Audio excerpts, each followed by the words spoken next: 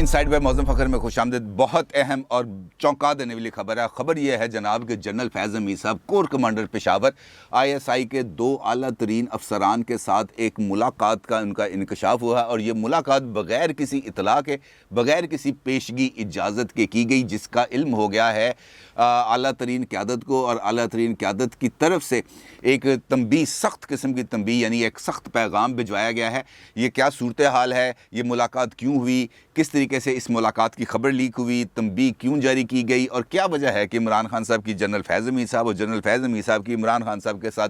जो दिली लगाव है वो कम होने में नहीं आ रहा। इस सारी सूरत हाल पर बड़ी तफसील से बात करेंगे, लेकिन इससे पहले इमरान खान साहब के हवाले से एक और ख़बर आपके साथ शेयर करूँगा, क्योंकि इमरान खान साहब ने आज किया है मियाँ वाली में एक जलसे से खिताब, और ना सिर्फ खिताब किया बल्कि मियाँ वाली के लिए आज तो ईद का दिन है, क्योंकि इमरान खान साहब ने मियाँ वाली के लिए तकरीबन 17 अरब रुपए के तरक्याती मंसूबों का ना सिर्फ ऐलान किया बल्कि उसका इफ्तिताह भी किया। और उन तमाम मनसूबा जात का इफ्तिताह से कुछ इस किस्म का तासुर मिला है जैसे इमरान खान साहब अब अगले इलेक्शंस की ना सिर्फ तैयारी कर रहे हैं बल्कि उसके लिए बाज़ाब्ता तौर पर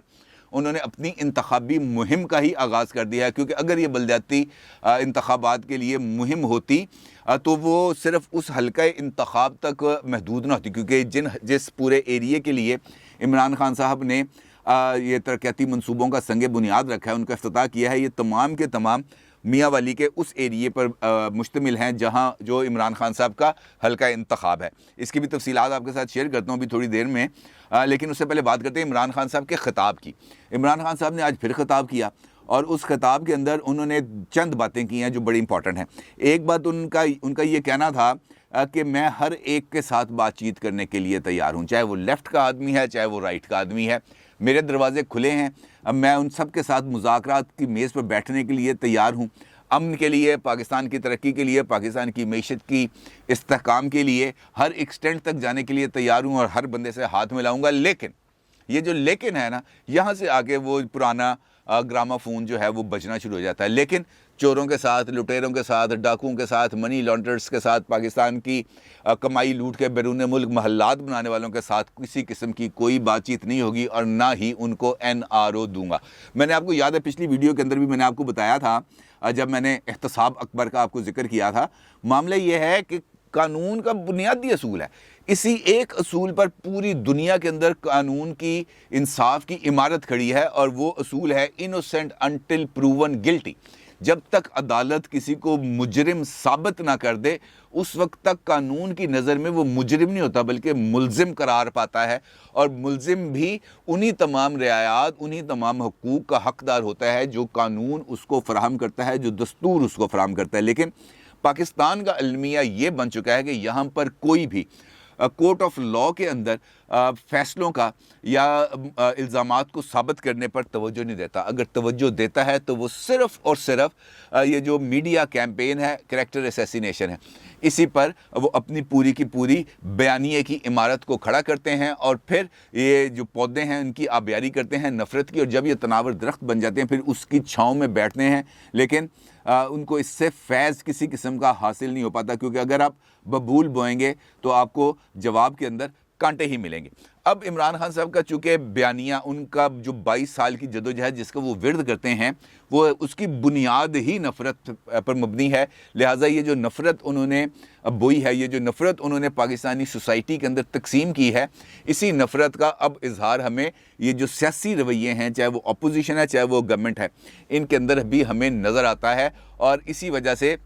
यहाँ पर जो एक पॉलिटिकल टर्मोइल की 24 घंटे 365 डेज़ अ ईयर ये जो सिचुएशन रहती है, इसकी वजह यह है कि अब टॉलरेंस बहुत हद तक ख़त्म हो चुका है और बुनियादी तौर पर यह हुकूमत का फ़र्ज़ होता है कि वो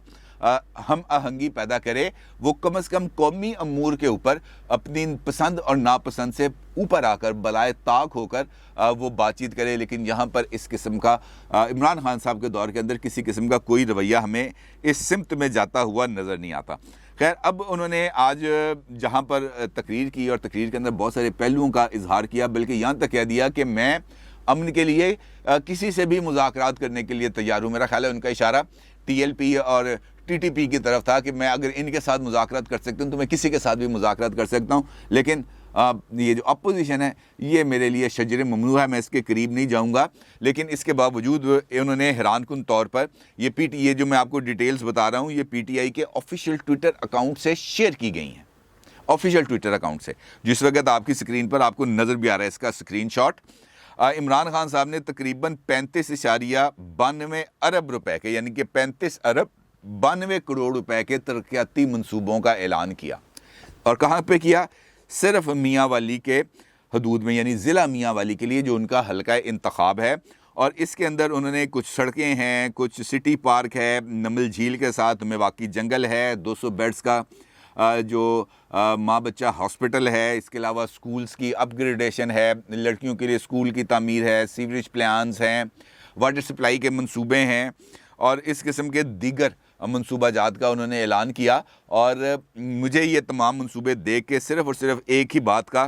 तासुर मिला कि इमरान खान साहब अब अपनी इंतखाबी कैंपेन चला रहे हैं, क्योंकि जो इस वक्त इंतखाबी कैंपेन उनकी पेशावर में चल रही है उसके ऊपर तो बहुत ज़्यादा सवालिया निशान ही उठ रहे हैं, क्योंकि वो बलदियाती इलेक्शंस के हवाले से, लोकल गवर्नमेंट इलेक्शंस के हवाले से कैंपेन चल रही है। लेकिन ये मियाँ वाली कैंपेन सीधी इलेक्शन कैंपेन है, इसके अलावा और कोई नहीं। इसका मतलब यह है कि इमरान खान साहब ने अब ज़हनी तौर पर अपना हल्का इंतखाब को दोबारा से जोड़ने के लिए, अपने साथ अटैच रखने के लिए उन्होंने कहा कम से कम अपनी सीट तो पक्की करो। उन्होंने वहाँ पर ये तरक्याती मंसूबों का ऐलान कर दिया और देखना यह है कि ये तरक्याती मंसूबे अब कब तक कंप्लीट होते हैं और ये किस तरीके से मियाँ वाली के लिए फैज़याब होते हैं। जहाँ तक अब पीटीआई का मामला आ गया ना भाई, पीटीआई की सिचुएशन ये बन चुकी है कि वो हर एक कानून को,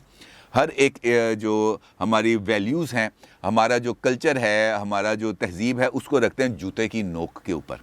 कोई बंदा कोई भी एहतराम की बात मानने को तैयार नहीं। जब खुद वज़ीर आज़म इलेक्शन कमीशन ऑफ पाकिस्तान के वाज़े अहकामात, नोटिफिकेशन, हुक्मनामे को नज़रअंदाज करके पेशावर भी जाएगा, वहाँ पर जाकर तकरीब भी करेगा, तकरीब से ख़िताब भी करेगा, वहाँ पर जाकर जो ऐलानात हैं, ये जो इंसाफ प्रोग्राम, एहसास प्रोग्राम, कामयाब जवान प्रोग्राम और दूसरा जो कार्ड उन्होंने देना था उसके लिए ऐलानात करेंगे तो बाकी कहाँ पीछे हटेंगे। अली अमीन गंडापुर साहब हैं, वफाकी वज़ीर भी हैं अमूर कश्मीर के, और चंद दिन पहले उनको 50,000 रुपये जुर्माना भी किया गया। लेकिन अब फिर उनकी एक वीडियो जिस वक्त आप अपनी स्क्रीन पर देख रहे हैं,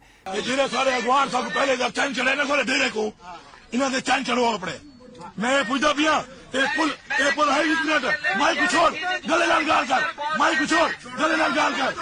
ये मंजर यहाँ पर है। और वजह इसकी, ये वीडियो की दिखाने की वजह यह है कि जब वो बलदियाती इलेक्शंस के लिए इलेक्शन कमीशन के हुक्म के बावजूद गए वोट लेने के लिए, तो वहाँ पर लोगों की तरफ से उनको सख्त मुज़ामत का सामना करना पड़ा। लोगों ने शदीद तनकीद की, जिस पर अली अमीन गंडापुर साहब आ गए गुस्से में। जब वो आए गुस्से में तो फिर उन्होंने कहा अच्छा ये बात है, और तो फिर कर लो जो करना है, जो तरक्याती तुम काम करना चाहते थे, हमें वोट नहीं दोगे तो कौन करेगा तरक्याती काम, और तरक्याती काम कोई नहीं होंगे। और फिर उन्होंने इस वीडियो के अंदर जो नाजेबा ज़बान इस्तेमाल की है उस हल्के के लिए जहाँ से वो वोट लेने गए हैं उनके वोटर्स के ख़िलाफ़, ये आपकी सोच है। इससे आप अंदाज़ा लगा सकते हैं कि पीटीआई इनफैक्ट ख़ुद इस वक्त जो जिस गुरूर के और तकब्बुर के मीनार पर चढ़ चुकी है उसका अब नीचे उतरना और आगे बढ़ना बहुत ही ज़्यादा मुश्किल काम है, चाहे जितना मर्ज़ी वो कोशिश कर लें। खैर, अब आते हैं अपने असल टॉपिक की तरफ, जो हमारा मौजूद गुफ्तगू था जनरल फैज़ हमीद साहब, कोर कमांडर पेशावर की एक मुलाकात हुई उनकी। और इस मुलाकात के नतीजे के अंदर जो तफसीलात मैं आपको कोट कर रहा हूँ, ये तफसीलात शेयर की हैं ज़फ़र नकवी साहब ने, जो मारूफ सहाफ़ी भी हैं और एक व्लॉगर भी हैं। और उन्होंने अपने इस व्लॉग के अंदर बताया कि जनरल फैज़ हमीद साहब ने मुलाकात की है ISI के 2 आला अफसरों के साथ पेशावर में। और ये मुलाकात हुई बुनियादी तौर पर एक मुकाम पर, जिसको हम कह सकते हैं रेस कोर्स में। रेस कोर्स के अंदर कोई आपको पता है, ये सारे फ़ौजी जो जर्नैल हैं आला पोजीशन में, गोल्फ शॉप खेलने के बहुत ज़्यादा शौकीन होते हैं। तो मेरा ख्याल है कोई गोल्फ कोर्स ही है उनका, जो रेस कोर्स पेशावर, वहाँ पर वो गोल्फ शॉप भी खेल रहे थे। तो इसके साथ साथ उन्होंने बुला लिया अपने पुराने साथियों को, क्योंकि वो उनकी कमान के अंदर काम कर चुके हैं। वो DG ISI थे, वो ISI के डायरेक्टर होंगे, डिप्टी डायरेक्टर होंगे और इस लेवल के अफसरान होंगे। तो उन्होंने उनको बुला लिया। अब आपको पता है कि ये हर एक बंदे के पीछे कोई ना कोई बंदा लगा होता है। तो जब ये मुलाकात हुई तो इस मुलाकात की बन गई फ़ौरी तौर पर वीडियो भी और कुछ तस्वीर भी उतार ली गई। और जब ये तस्वीर और ये तमाम चीज़ें मुकम्मल हुई तो ये फ़ौरी तौर पर ट्रांसमिट कर दी गई इस्लामाबाद। और इस हेड ऑफिस में इस्लामाबाद से ये चली गई रावलपिंडी में, और रावलपिंडी में जब पहुंची तो उसके बाद ये आला तरीन शख्सियत यानी चीफ ऑफ आर्मी स्टाफ तक पहुंची, जनरल कमर जावेद बाजवा साहब तक। कमर जावेद बाजवा साहब ने जब ये देखी तो उन्होंने इस पर शदीद जिसे हम कह सकते हैं कि रद्द-ए-अमल का इजहार किया, और उन्होंने एक सख्त तरीन पैगाम भिजवाया जनरल फैज़ हमीद साहब को, और उसमें उनका ये कहना था कि जनाब ये आप अपना जो है ना SOPs और जो रूल्स हैं उससे बाहर जाने की कोशिश ना करें, क्योंकि मेरा ये ख्याल है कि कुछ इस किस्म की राय होगी उनकी कि अगर आपने मिलना ही था तो जो मौजूदा हैं DGISI lieutenant general Nadeem Ahmed Anjum sahab, आप उनको जिस भी मामले से मिलना था आप उनको बताते और वो मुतलका साहब को आपके पास भेजते, ताकि हर एक चीज़ ट्रांसपेरेंट होती, ब्लैक एंड वाइट में होती, पता चलता कि मुलाकात हुई है तो क्यों हुई है। इसी तरीके से जो मुलाकात करने वाली शख्सियात थी उनको भी जो तंबीह है वो जारी की गई है, और इसका मतलब ये है कि आला तरीन सतह पर इस सारे वाक़े का बड़ा नोटिस लिया गया है। अब चूँकि लीक भी होगी मालूमात शेयर भी हो गई, और उसके बाद यकीनी तौर पर बहुत सारे पहलू हैं इस चीज़ के। मतलब मैंने आपसे कहा कि इमरान खान साहब की फैज़ हमीद साहब और फैज़ हमीद साहब की इमरान खान साहब के साथ जो दिली लगाव और मोहब्बत है वो कम होने का नाम नहीं ले रही। मैं आपको याद दिलाऊं, इससे मुझे याद आया कि 9 नवंबर को या 19 नवंबर को मैंने एक वीलॉग किया था, और इस वीलॉग के अंदर मैंने आपको ये बताया था कि फैज़ हमीद साहब को पेशावर के अंदर नई जिम्मेदारियां मिल गई। ये उसका थंबनेल था। वो इस वजह से था कि उनके चार्ज लेने से पहले ही जो गवर्नर KPK थे शाह फरमान साहब, उनकी तरफ से एक नोटिफिकेशन जारी कर दिया गया था कि जनाब अब से KPK के अंदर जो तमाम तरक्याती मंसूबे शुरू किए जाएंगे या जो इस वक्त पाए तकमील तक नहीं पहुँचे यानी ज़ेर तकमील हैं, उन तमाम मंसूबों को जो पाए तकमील तक पहुँचाया जाएगा। उसके लिए अगर किसी ने कोई फ़ैसला लेना है, कोई मुशावरत करनी है, तो वो कोर कमांडर पेशावर से लेगा। और इसके साथ साथ इन मंसूबों के अंदर जो भी वो जो वसाइल दस्तयाब हैं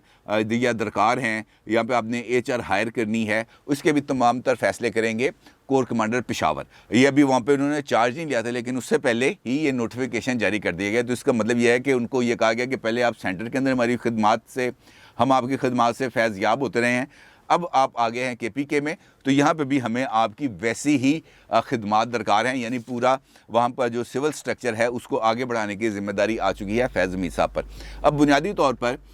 फैज़ हमीद साहब के दिल में यकीनी तौर पर चूँकि ये बात अब चल रही है कि इमरान खान साहब की नवंबर के अंदर जो उन्होंने आला तरीन सतह के ऊपर जो तकर्री करनी है, उनकी जो चॉइस होंगे फ़िलहाल इस वक्त तक वो फैज़ साहब भी होंगे, और फैज़ साहब के दिल में भी यकीनी तौर पर ये बात चल रही होगी कि यार मैं भी ये ज़रा इस कुर्सी के मज़े लूँ। तो वो यकीनी तौर पर उनको पता है कि यहाँ से मुझे ये वाला जो दरवाज़ा है मेरे लिए खुल सकता है, तो उसके लिए एक रुझान बनना, फिर उनको फैसिलिटेट करना भी एक नेचुरल सी चीज़ है। लेकिन अब इसके दरमियान भी बहुत सारी चीज़ें चल रही हैं, क्योंकि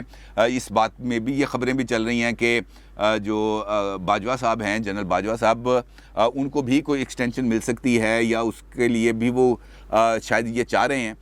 लेकिन उसके लिए जब उनकी नवाज शरीफ साहब से रब्ता हो, तो नवाज शरीफ साहब चूँकि एक्सटेंशन देते नहीं हैं, उन्होंने हमेशा नया ही आर्मी चीफ मुकर्रर किया है, तो उन्होंने कहा जनाब पहले अपने इदारे से अपना पूरा एक वो ले लें मैंडेट, और उसके बाद इस पर बात करेंगे। यानी ये वाली सूरत हाल अब इस हवाले से चीज़ें चल रही हैं। और ये खबर मैंने आपको पहले भी दी थी कि मार्च के अंदर इमरान खान साहब कोई अहम तकर्री के बारे में फ़ैसला करने जा रहे हैं, और उसकी अनाउंसमेंट भी कर सकते हैं।